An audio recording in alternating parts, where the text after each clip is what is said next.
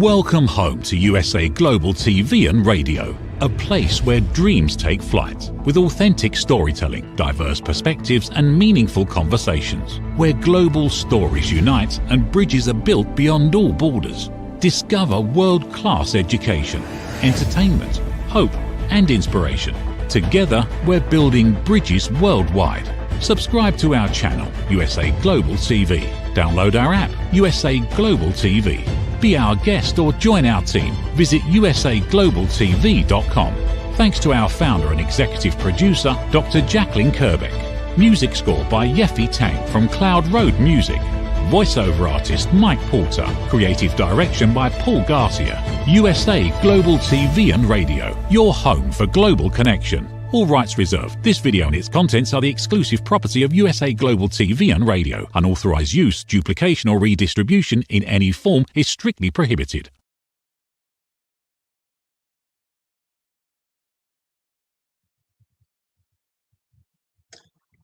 There's a world outside your window, and it's a world of dread and fear, when the only water flowing are the bitter sting of tears. And the Christmas bells that ring there are the clanging chime of doom. And tonight, thank God it's them instead of you. Those are the lines from Band-Aid's, the song Band-Aid made, which was done by Bob Geldof, and he got a bunch of people, Boy George, back in the day, 1984, actually. And it was to help provide food for those who were starving in Africa and Ethiopia back in 1984. And George Michael was in it, Boy George, Sting, Phil Collins. There were a lot of British acts that were in there. And it brought to mind, I've been thinking about that a little bit, but it brought to mind that, yeah, this is the most wonderful time of the year. But remember, that line that I just read, and I'll read it again, and the Christmas bells that ring there are the clanging chimes of doom. Well, tonight, thank God it's them instead of you. So, yeah, we're having a great time, and it's Christmas time, but is everybody having a great time? And that's what we have to ask ourselves. So, hey, everybody, Justin Mirigliani here. This is You as a Whole, Body, Mind, and Soul on USA Global TV and Radio. And I just want to talk a little bit about this. And hey, Rachel, thanks for checking in. She likes the jacket. Thank you. Thank you. So this is the fun part. This is the fun part. The jacket, the Christmas trees, the food, the getting together with family and friends, the parties, all the things, the gifts, everything, watching kids open gifts, all the things that make it so fun. And I can remember not ever being able to understand, well, I shouldn't say not ever, not being able to understand. I might have been 4, maybe even younger, maybe 3. Maybe one of my first memories was a Christmas, probably in the late 70s. So we're talking, I was born in 74. I just turned 51 2 days ago. And so this is probably 77, 78, something like that. I was laying on my mom's lap in our house in South Philadelphia. And there were friends who would come over every year, and they would drink a toast to Christmas. And I think it was Christmas Eve that usually happened, if I remember right, or around there. In any event, they were talking about the adults, as I was laying on my mom's lap, just probably falling asleep, that even at Christmas, tragedy doesn't take a break. And I distinctly remember that people still get sick at Christmas time. People still go to the hospital. People die Christmas Day. In fact, unbelievably, George Michael died on Christmas Day, and his song was Last Christmas. And that's kind of ironic that he would die. And later did I find out what an incredible, incredible person he was. He was just amazing, with as philanthropic as he was, and all the great things that he did quietly that nobody ever knew about. And I thought, man, that's just, really true, that death doesn't take a holiday. It really doesn't. I had a friend who had to go to the hospital on Christmas Day. He waited for his kids to open up their gifts. He thought he was having a heart attack, and he didn't say anything until after the gifts were opened. Then he told his wife, "We got to go to the hospital," and he did, and he was okay. But it was Christmas Day. Nobody wants to think about those things. You want to think about the fun things. And They don't always happen. And then a little bit older, when I was probably closer to 10, I was watching TV, probably up on a Saturday morning before Christmas, very early, before anybody else. And I was watching TV by myself. And I remember it was one of the morning shows. I wasn't watching cartoons. I don't even think they were on yet at the time. It was early. And they were talking about Christmas, and they were saying how Christmas can be such a difficult time for people. I was thinking to myself, what are you talking about? How can it be a difficult time? It's the greatest time of the year. What could be difficult about it? It's always great. But that was an 8 or 10-year-old way of thinking of it.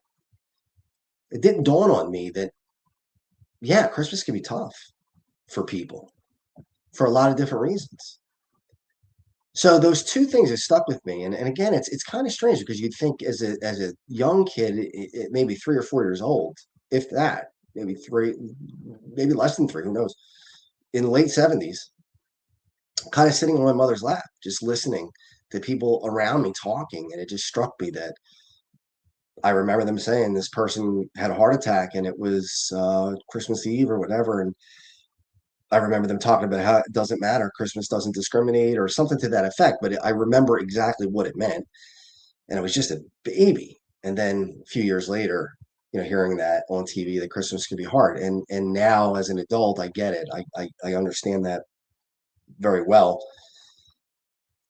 So my hope is that people will think about that a little bit, not just for people in Africa like Band-Aid did, which by the way was an incredible thing. If you think about it, they sold, I think it went platinum within the first couple of weeks, maybe months, but it sold like crazy. And then Live Aid came out of it, where millions and millions of dollars were there for people in Ethiopia during that famine in 1985.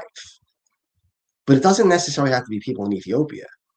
There are people right here that are going to struggle this Christmas time. And I don't think I have to tell you reasons why. Deaths. I have a couple of friends right now who are facing the first year without their parent, one of their parents, maybe a mother or father, several people that I know.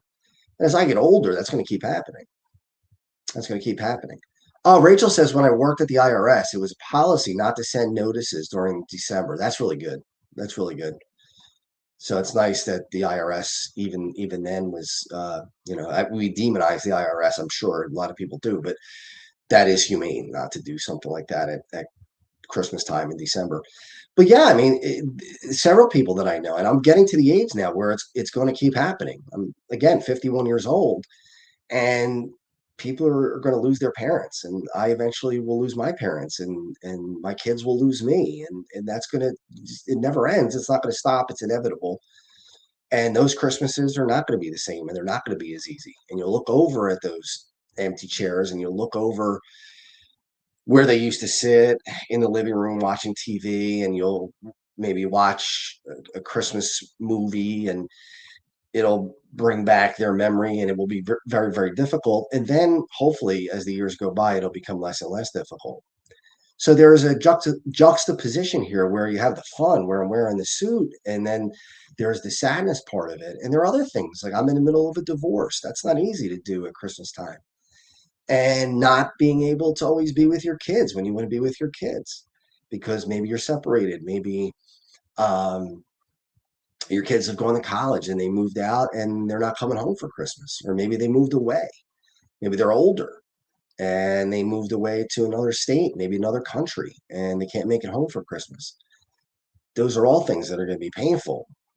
Obviously, death being the most painful out of all of them, but they're all painful, whether it's divorce or people who moved away, whatever it is. So now I get it. Now I understand why people struggle at Christmas.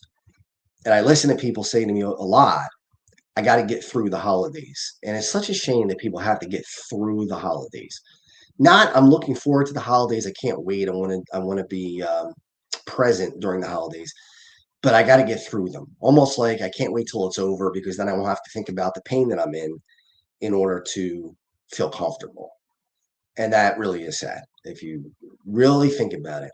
So maybe we could start to think about people who are in your neighborhood, people who are uh, friends of yours, people who maybe you haven't seen in a long time, but you know that they're lonely. You know that they're struggling. Maybe they again lost someone. Maybe they are um, just got diagnosed with an illness, whatever it may be, and then reach out and see if you could do something to at least take some of the burden away. I certainly know that you can't fix everything, and that's not possible. But at the same time, you could sit there with them. They say get in the mud, right? You got to get in the mud with them. Well, get in the mud with them at Christmas time. Go over for a half an hour. Call them on the phone. Talk. You know, FaceTime them. Buy them a little something. It doesn't have to be millions of dollars worth of stuff. You buy a very small thing and just stop over. Bake something. Bring it over. Whatever it is. If you have kids, bring the kids over. Let them see kids, especially older people love to see kids, children around Christmas time. You know, I know a lot of people, including me. I go to the mall still, even though my kids are older, and I go to see Santa. I walk and watch Santa Claus. I obviously don't bring my kids to sit in his lap, but I certainly enjoy watching it and remembering back to when my kids did it, and also remembering back to when I did it. You know, I did those memories are great. And Dr. Jacqueline says it's so nice to write personal cards to someone. Sing songs is beautiful. Yeah, yeah, those are great things that you could do. Sing songs, write a card. You know, and if you write the card, don't mail it, bring it over. Drive over if you can. I'm not saying that that's always easy, but if you can find time, it's great. And I last year was not able to enjoy the holidays as much as I wanted to. I wanted to be able to enjoy them more, but my separation was fresh, and it was not easy. This year it's a little easier, and that's what I hope people take out of this too, is that it does get a little bit easier as time goes on, because then you have what really everybody says is the new normal. Um, you know, I have a friend, and he is going to be alone on Christmas, and he was alone on Thanksgiving.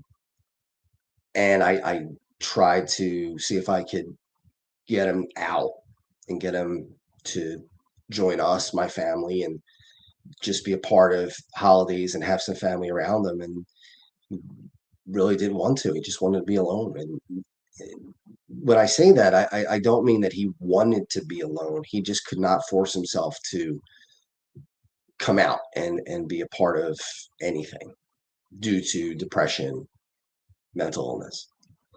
And there was nothing I could do about it. I couldn't change that. I couldn't force him to do it. Now, some people are okay with that. Some people say, you know what, I can be alone, and I'm fine with it. And there are plenty of people like that, and there's nothing wrong with that. If you're okay alone, you're okay alone. But if you're not, it is very, very painful. And he would tell me all the time and cry about how lonely he was, that he didn't have people around him, that he didn't have anybody to share with. And he's got kids, but sometimes the kids would be with their mother. And he'd say, I'd sit alone in the house and just cry for a few hours on the holidays. Thanksgiving as well, this past year. And it just was difficult to hear, you know, and he still did not want to, or I shouldn't say want to, he couldn't break through the depression, the pain that he was in. So it was easier just to stay locked up in his house and not push himself.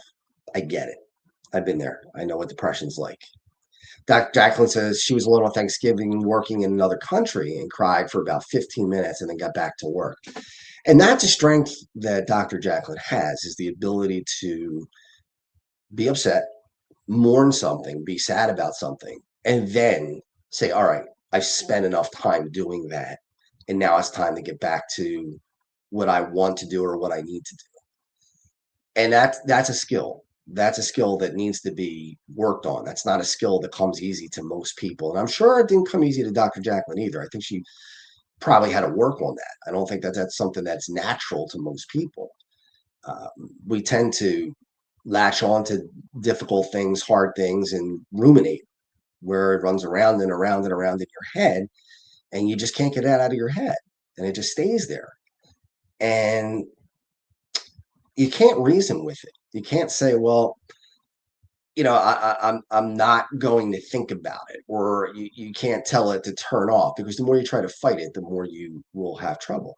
So what you have to do is, as Dr. Jackman said, is go back to something else or do something else, get yourself out of that position and do something that takes your mind off of it. Because trying to forget it, sitting there and just saying, okay, I'm going to stop crying in 5 minutes, or I'm going to stop crying in 30 minutes, or whatever it is, it's not going to work unless you have something to fill that space.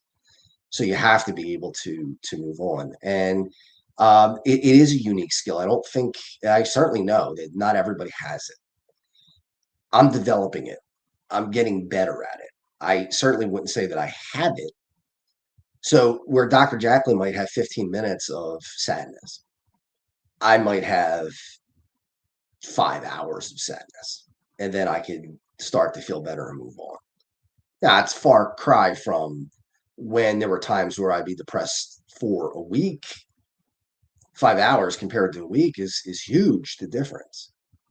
So I certainly am thankful for that. But you see, it's a work in progress. It's not that much different than when you lift weights. When I was lifting weights, and I started out with 80 pounds, just bench pressing 80 pounds, and then I got up to 100, and then I got up to 150, and then I got up to 200, and you just go little by little by little. But then all of a sudden you get there.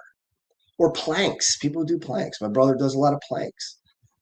Some people do planks and they can only do it for a minute. But then a month later, they could do it for 5 minutes. And a month later, they could do it for 10 minutes. And a month later, they could do it for 30 minutes, 40 minutes, which is very, very difficult to do. And Rachel said hugs for Dr. Jacqueline, which is great. And I'm sure Antoinette's there too. So hi, Antoinette. And Dr. Jacqueline says she teaches a course on setting boundaries. It takes work, as I said, to be able to do it. It's about respecting yourself. It's a skill for sure. And Rachel says she's sending hugs to me too, so I appreciate that. But and same back to you, Rachel. Merry Christmas. It is something that takes practice. It is something that's hard to do. And I think that a lot of times, remember that line, tonight, thank God it's them instead of you. And I remember listening to Bono. He was interviewed. He was the one who sang that part of it.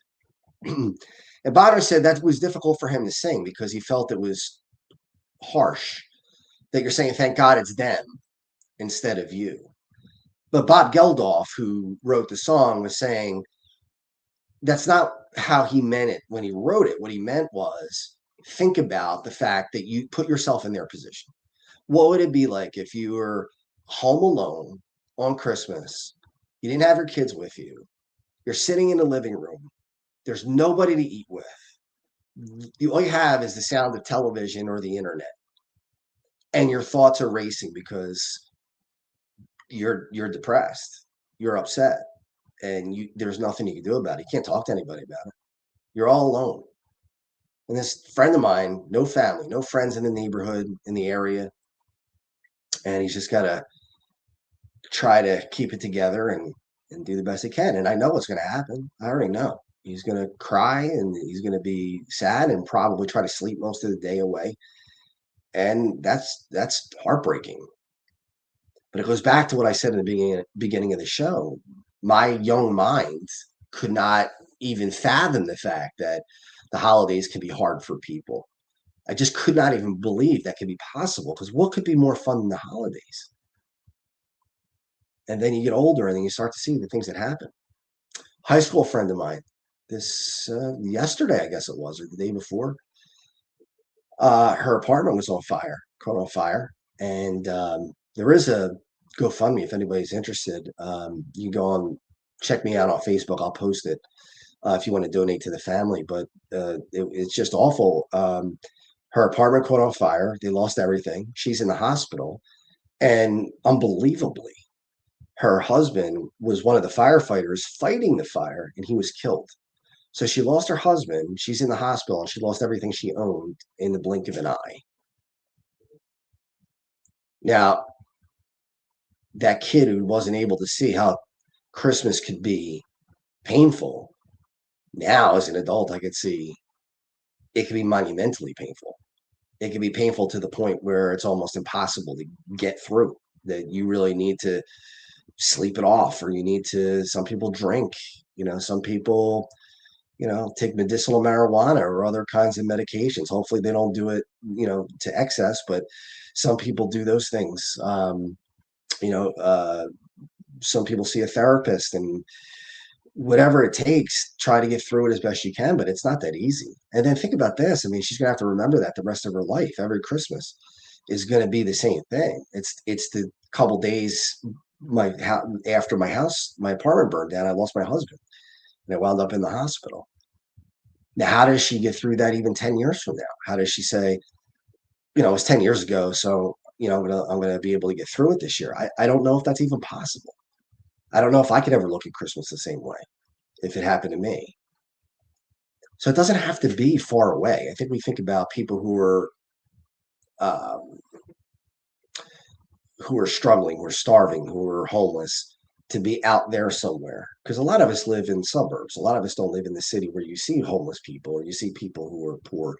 But I was in the city last Thursday with my kids doing all kinds of Christmas stuff. We were going to the Wanamaker show, which is a light show in Philadelphia, in the old Wanamaker building.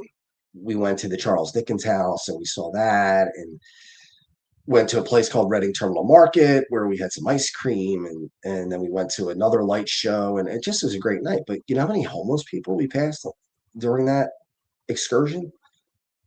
20, 15? I don't know. I didn't count, but we gave money to the first person we saw, but then you just can't keep on giving money out. You just don't have it. You can't solve all the world's problems. And that's for me, at least, that's one of the frustrating things, is that you can't fix everything. You have to accept the fact that these things are going to happen and people are going to suffer. And no matter how bad you feel, no matter how much it's painful, um, you're going to have to just accept that you're not going to be able to stop it. In fact, I'm going to give a shout out to Dr. Jacqueline, because I called her this week because of my friend and his plight. And I was crying on the phone. I was telling her about him and the struggles that he was going through, and how I was worried about his safety. How I was worried about, what he might do. Because he's mentioned things like, I wish I wasn't here, or I wish I was never born, and things that do raise red flags when you start to think about somebody who's in a desperate situation, feeling desperate. Again, no family around, no friends around, divorced, kids not always with them. It piles up, piles up, piles up. And then, people start to think about things like ending their life. And I was there before. I've been there. I know what it's like to say to yourself, gee, I really don't want to be here anymore. And wondering if you would really act on it or not. Would you do it? Would you actually follow through?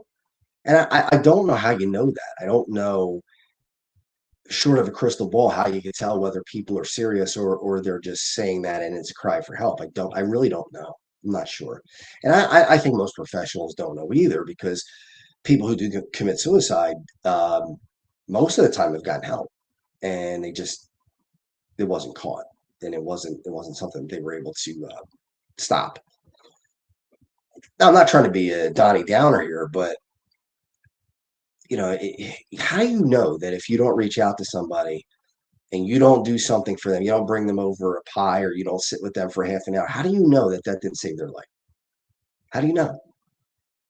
Maybe they were contemplating suicide because nobody cared about them. Everybody abandoned them. Everybody left them. Nobody would ever stay with them because they were not worthy of love, or they weren't, they felt like they didn't belong, or that there was something wrong with them, or all the things that everybody thinks about, but most people could just say, well, that's not really true. Where some people can't. Some people are stuck in the mindset that, I'm just not lovable, I'm just not good enough, I'm just not this, or I'm just not that. And what happens is people get tired of hearing that, and they do abandon them. And that's the unfortunate thing, which only reinforces the fact, or the myth really, that they aren't lovable.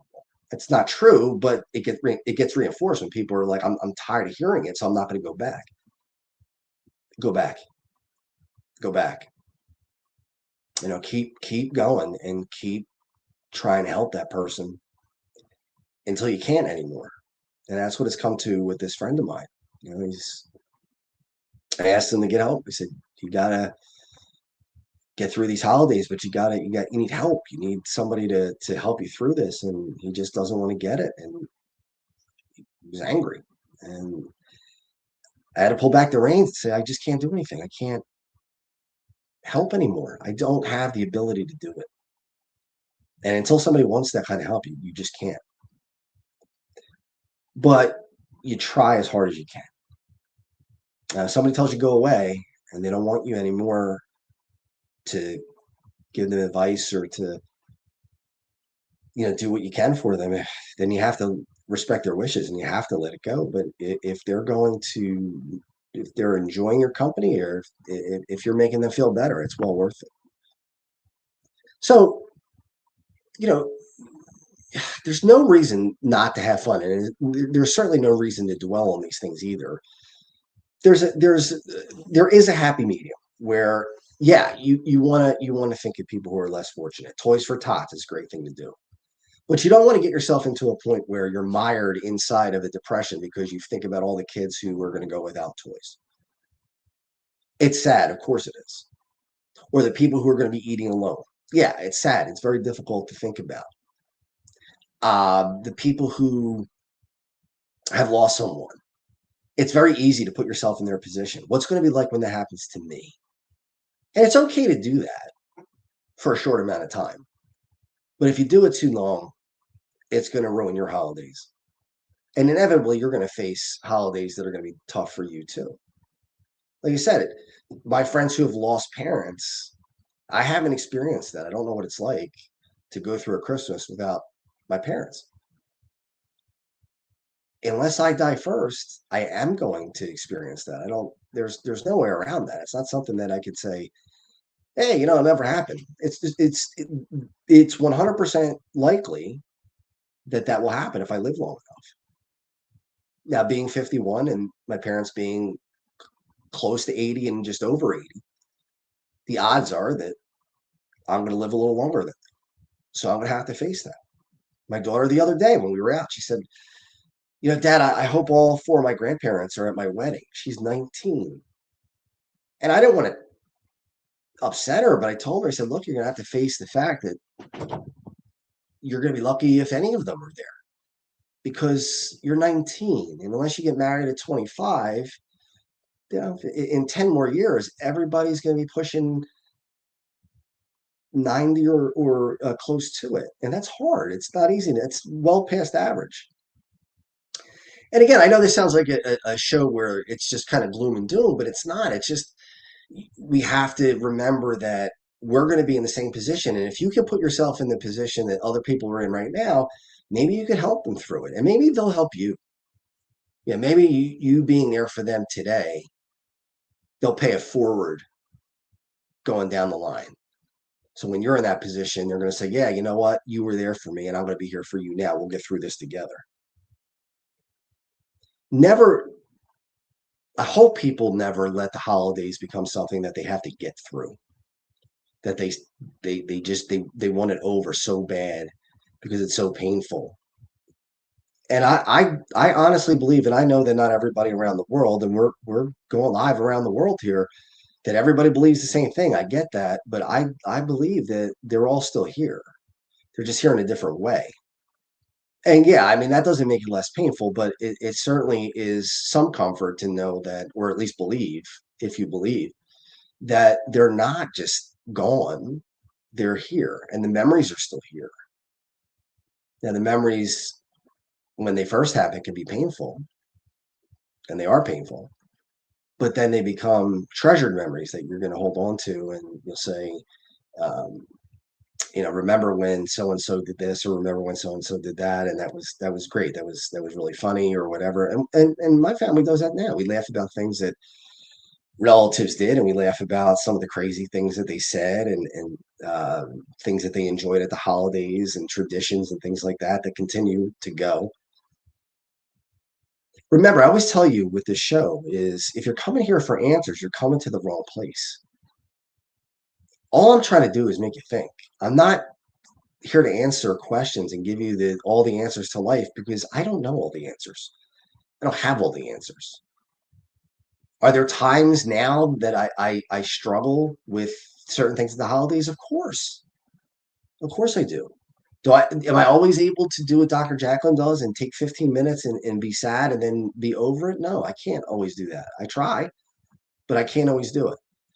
Yeah, I think back to when my kids were little and my marriage was together and opening up gifts as a family and being downstairs and in the really big, almost looked like a fire hall down there in the house, and lots of room, and yeah, the trains were all set up, and we had Miriglianiville with all the ski slopes that we made with cotton and all the snowflakes, and the Christmas tree we had they call it buffalo snow that you could throw, and it would go all over the tree like snowflakes and throw it all over the floor. It looked like there was snow on the floor. It was just a great thing. We had several trains going, and they were all making noise, and my two daughters were enjoying it. They were first obviously babies, and then they grew, and the gifts got to be a little different, but it was still the same thing. It was still the same exciting thing where they would wake up and we go downstairs and open up gifts, and everybody would be exhausted, but from being up late on Christmas Eve, but they were great things. And if you think that I could get through holidays without remembering that and not having a little twinge of sadness, or at least, feel that I missed that part of my life, no, I can't tell you that. And even if I wasn't in the middle of a divorce, I think it would be the same thing because you only get that time once. You only get that time once in your life. And when I say that time, I mean little kids who believe in Santa. You get a few years of it, but you don't get decades of it. Okay. But they maybe by 2 years old, they could start believing in Santa. Before that, they don't even know what's going on. And then by the time they're 8 or 9, it's probably over. So you're lucky you get 7, 8 years. And then when it's over, it's like, wow, did I enjoy it enough? Did I think about it enough? Was I present in the moment enough? And you probably weren't, because being a parent and being an adult, it's hard to do that. It's hard to be in the moment all the time because you're always thinking about what needs to be done next, or what's going to happen next, or where are we going to go?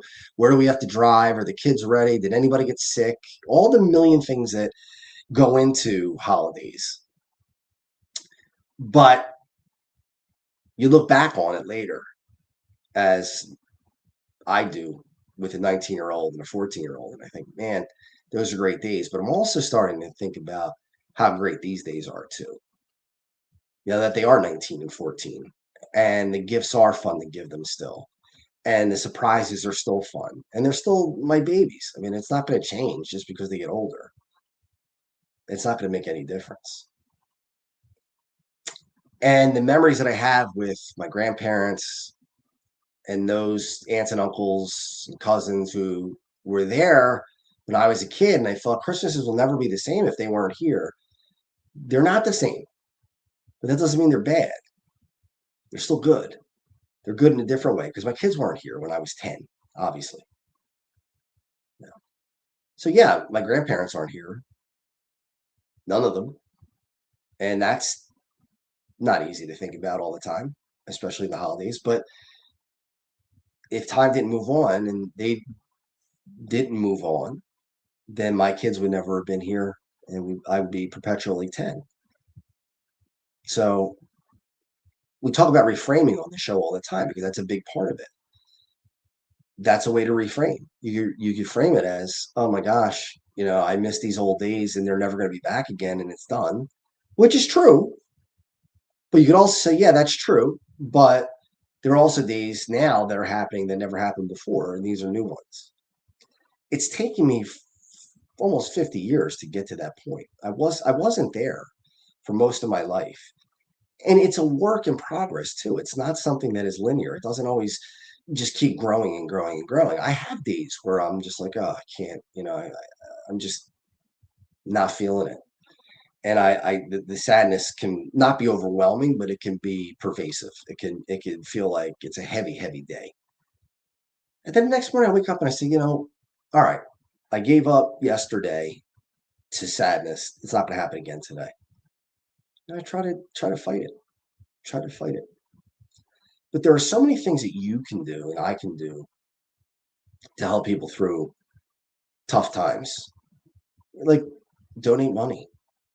I know it's not very personal, but at least it's something. Toys for Tots. Before I had kids, we did Toys for Tots a lot. Because I thought about all the kids that didn't have toys. And I probably spent the same amount of money on Toys for Tots than I do for my own kids now. Because it was like I wanted that Christmas feeling. I wanted that to go on forever and ever and ever. And it can. You get a lot of Christmases if you live long enough. If you lived in the average lifespan, that's 78 Christmases. You can make them really great. That's a lot of Christmases. They're all not going to be wonderful, not every one of them. We learned that from Christmas Vacation. They're all not going to be great, and everything's not going to go 100% right. But there are plenty of things to look forward to and be happy about. And there are plenty of people who could use you this time of year. So be an instrument to help them have a great holiday too.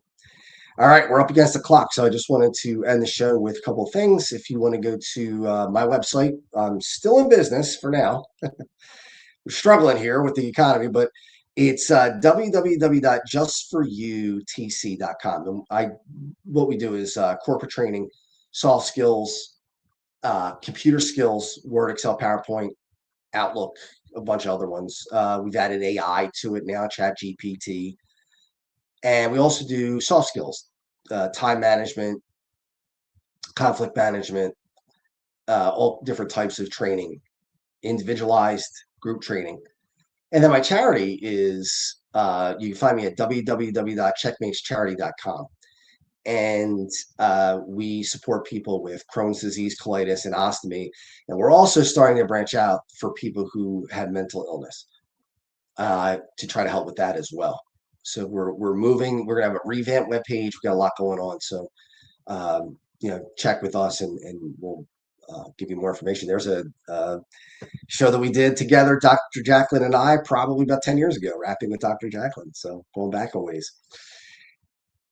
And that's where you can find me. All right. So I just want to wish everybody a very Merry Christmas. Happy New Year. Be safe. Be well. And we will see you in the new year, the first Monday of the new year. And we'll just push on in 2026 and make it the best year it could possibly be. All right. Happy holidays, everybody.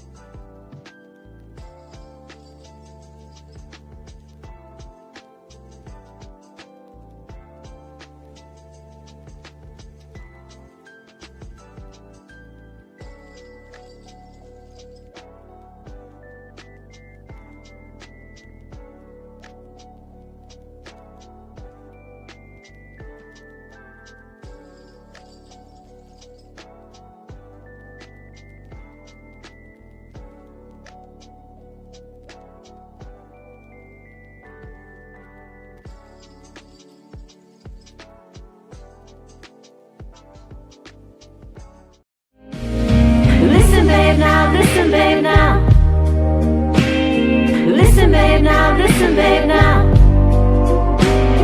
Listen, babe, now. Listen, babe, now.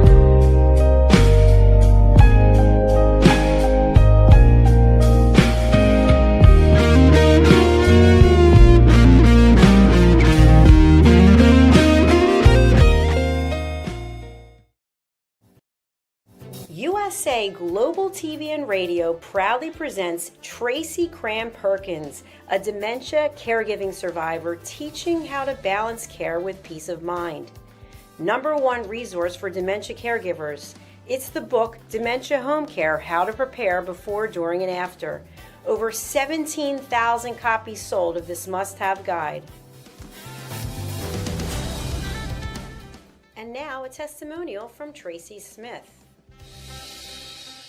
If I was to describe this book to someone who is going through a similar situation, I would underscore how important it is to have some sort of a tool or a guidebook to help you through certain stages. And there's so many, it's such an unknown topic to the average person. And to have this as a reference is essential. It's going to help you get through it personally, as well as help your loved one manage.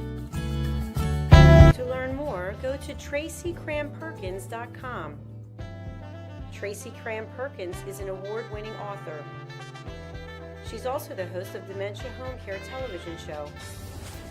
Watch it here on USA Global TV and Radio. In a noisy world, true connection begins with listening. Elevated listening transforms every conversation in just 5 simple steps. Pause and breathe. Set your intention. Listen with curiosity. Reflect back. Agree on one next step. Join the Listening Mentor on Let's Finally Talk with Dr. Jacqueline Kerbeck, the Listening Mentor, where we help you find inner peace, one conversation at a time. Streaming every day. Let's Finally Talk TV show with Dr. Jacqueline Kerbeck, only here on USA Global TV and Radio. Subscribe to our YouTube channels to watch and engage with all our content.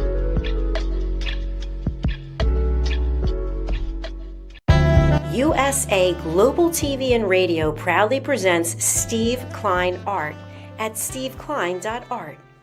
My name is Steve Klein, born Manchester, England, 1953. My quest in my lifetime is to create artwork from my soul and the deepness within my wildest dreams and fantasies. In 2012, my heart stopped when I was given too much anesthetic for a minor knee operation, and this near-death experience took me to another multidimensional world, an out-of-body experience, and I was given the gift of being blessed by an overwhelming, burning passion to become, for the very first time in my life, an artist with an eternal, passionate desire to bring my art, which I've named multidimensional, subliminal, freeform art, to the world, as only 3% recover from what I experienced, and now in my golden years want to release my cosmic, vital energy through my art to allow people to be a part of my cosmic dance. To learn more, email roccogoodwine@gmail.com. For VIP pricing, mention USA Global TV and Radio.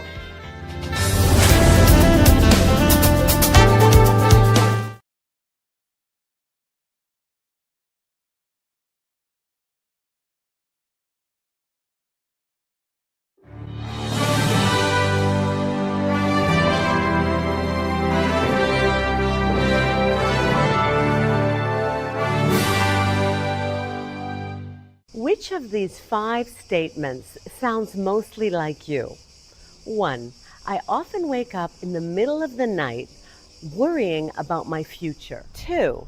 I'm angry or resentful towards a specific person. 3.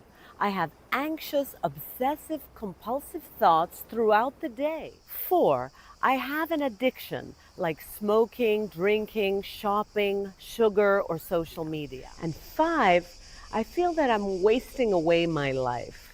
Hello, I'm Dr. Alkistis Agio, and for over 25 years, I've been coaching and training people from all over the world to transform their fears, insecurities, anxiety, and anger into mental and emotional freedom. I'm confident that my simple 3-step method based on Greek philosophy can help you to transform into the joyful, confident, free human being that you deserve to be. I want to invite you to join my weekly online coaching group to finally get the results that you want. Look, you've tried it alone so far and you've had some okay results, but let's face it, you're still feeling stuck right now, spinning your wheels. Einstein said that insanity is doing the same thing over and over again and expecting different results. Now, unless you realize this as a fact, that you are a prisoner of your own mind, you can't move forward. I'm here to support you, as well as the whole community that we are co-creating. Stop feeling stuck. Stop feeling depressed. You don't have to do it alone, and alone isn't working anyway. Sign up today, and I'll meet you on the inside of our amazing weekly group call. I guarantee that you'll make progress from the very first session.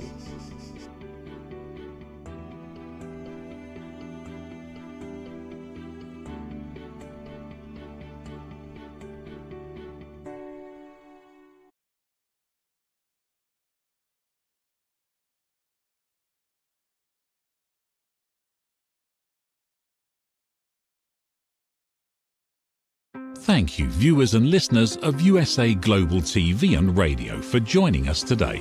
We're honoured to have your time and attention as part of our global community. At USA Global TV and Radio, we believe in the power of authentic conversations, meaningful connections, and creating a world of possibilities together. Want to be part of something bigger? Join our team of elevated listeners at usaglobaltv.com, a space where your voice matters and your ability to listen transforms relationships. Stay connected with us across all our platforms for thought-provoking discussions, expert insights, and empowering stories. Subscribe to our channels at youtube.com/c/USA-Global-TV. Follow us on social media and explore the endless opportunities we're creating for growth, learning, and inspiration. Together, we're not just broadcasting, we're building bridges and changing lives one conversation at a time. For inquiries, contact us at info@usaglobaltv.com. Music by Johnny Dyes. Produced by Executive Producer and Director Dr. Jacqueline Kerbeck. Voiceover by Mike Porter. Creative Direction by Paul Garcia. All rights reserved. Copyright 2025. Visit usaglobaltv.com to view our full terms and conditions.